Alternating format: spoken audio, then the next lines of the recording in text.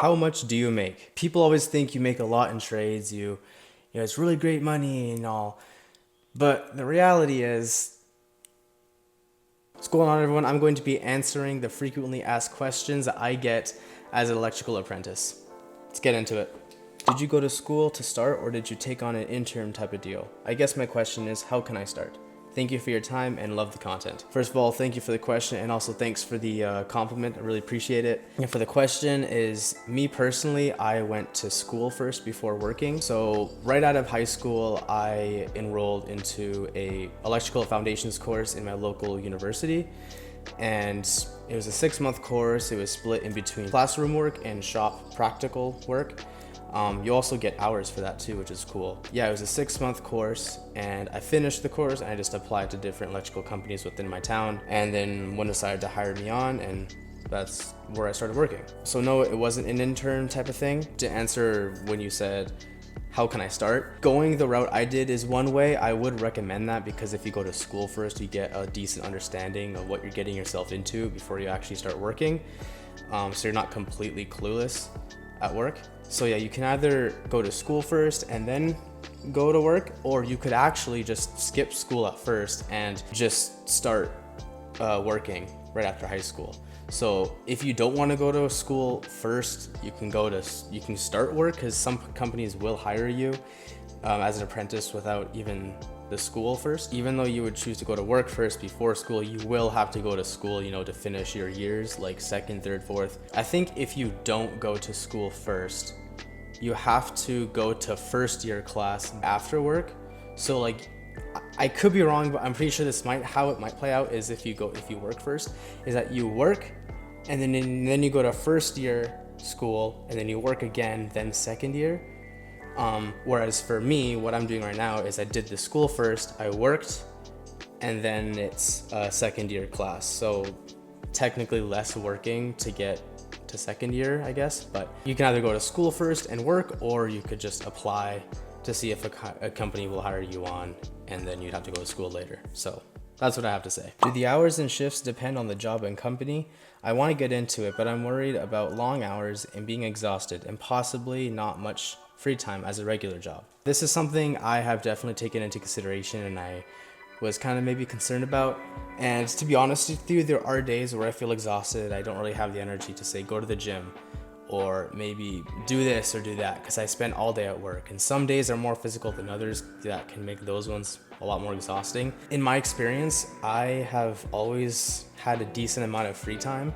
Especially like me, if I was often off at 3 o'clock, and because of that, it allowed me to have like the rest of my day. So you work, like say for me, you'd work from 7 to 3, and then from 3 you're free, right? So it was pretty nice in that sense. It does depend on the job and company. Some might have 10 to 12 hour shifts. 12-hour shifts I think is more like maybe industrial kind of gig.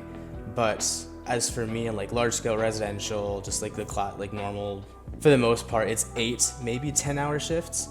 But usually people, if they do 10-hour shifts, they do 4 days. So they might get like the Friday off, or maybe the Monday off, or just all 5 days. So it's either 10-hour shifts or 8.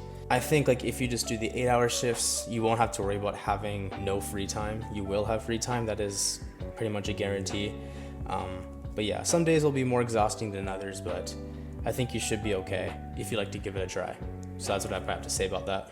Hi, I'm new to watching your videos, and I've been researching into trades, and I'm very bad at math. And I've did some research about what I would need to know if I want to be an electrician as well. Does the job site or other people show new people everything, or do I just need to know certain things? Going back to what I said about the first question about going to school, this I think is one of the situations I would say that going to school definitely does help, because at least then you have an idea on what you're doing. But also, I feel like for the most part as an apprentice, people like your foreman might just tell you to do something and you just kind of do it, right? Sometimes they'll explain it to you, like they'll say pull a wire in this room, or pull a wire from this box to that box, or splice this, do that. Like they just kind of tell you what to do. But for the most part, I mean, like they don't really tell you or like teach you new things on the job. I mean, there might be like, if you had a question and you ask something, then they'll tell you, and I guess you could learn that way. But it's not like on the job training. I mean, it kind of is, but like in terms of like if you're expected just to know things, I wouldn't say that's the case unless you know not to put the white and the black together. Then you should be fine. Are you union or non-union? I am non-union. I work for a non-union local company in my town. I've heard that getting into the union, it can be pretty good, like the pay can be pretty good, but I also heard that it really sucks because of the seniority thing, so you can be laid off pretty easily. I heard good things about it, but I've also heard some really bad things, so I don't know. Me personally, I'm non-union. How much do you make? This is a big one that I've always been asked. People always think you make a lot in trades, you know, it's really great money and all. But the reality is, it's true. But as an apprentice, it depends in a sense that like, if you're working as an apprentice at an industrial site, you're doing pretty good with your pay. But if you're like me, where you're like in a construction or just like a normal apprentice, the pay at first isn't the highest. It's kind of like, nah. It's like a couple dollars over minimum wage, which isn't terrible.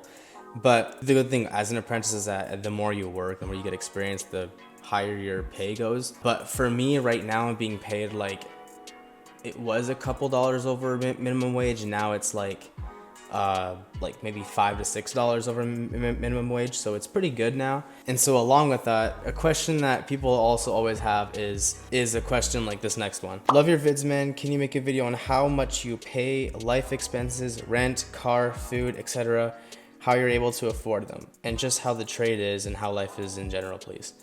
I actually don't pay to live at where I live, so that's great. I still live at home, so same with everything like, you know, food, rent. I don't have to worry about that so much.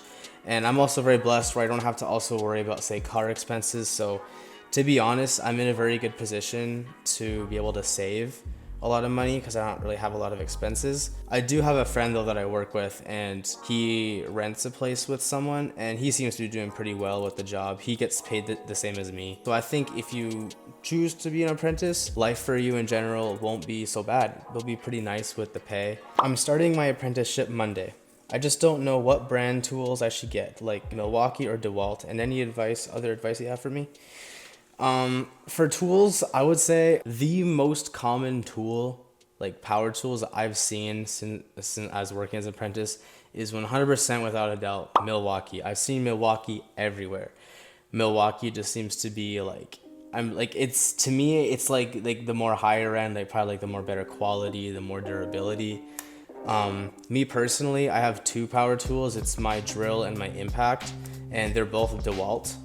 They both work completely fine. Honestly, if you're just starting out, I wouldn't worry about getting the most high-end stuff, like getting the best Milwaukee, this, that. Like, I would say whatever you can afford and is good enough, 100% just go for that. Like, don't worry about spending so much. Like, all I have is just, and maybe I'll make another video about this, but all I have is like basically what an apprentice needs as hand tools, and also like the main thing is an impact.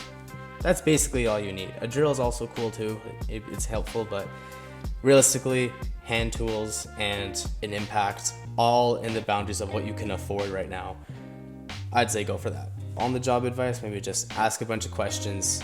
Don't be scared to ask questions, because that's how you learn. That's how you get better. And take your time. Be easy on yourself. It's definitely easy to stress yourself out thinking that you're not great, you're not doing enough. And but yeah, you're doing great. Just listen, try your best, and that's all you need. Is 27 old to start? I've been thinking of committing to something, as I had been in post-secondary for 7 years. Any advice? I would not say that 27 is old to start. I think a lot of people think that people start right after high school, right? And a lot of people do start right after high school, so they're really young. But there's also a lot of people who start later in life. Like, I've met journeymen who started when they're like 30 and over 30, and like started, so they would have been like a first year at 30 and stuff like that. So I don't think you're ever really too old to start, unless like maybe you're like 40 to 50, then maybe. But I think when you're 27, or when you're around like late 20s, or maybe even early 30s, I don't think it's too old. Because I met people, they're doing well for themselves in their career, even though they started like late 20s, early 30s. So don't worry about that. If just in general, anybody who's in the late 20s or early 30s and are thinking about starting it, I definitely say give it a go. And honestly, to be quite honest with you, the second year class that I'm in right now, there's a lot of other older people, like people who have like children and stuff, so I think you're okay. Anyways, that is going to be it for this video. I really hope this video was helpful as I tried to answer the frequently asked questions that I get. Thank you so much for watching, and I'll see you guys in the next video, Lord willing. Peace out.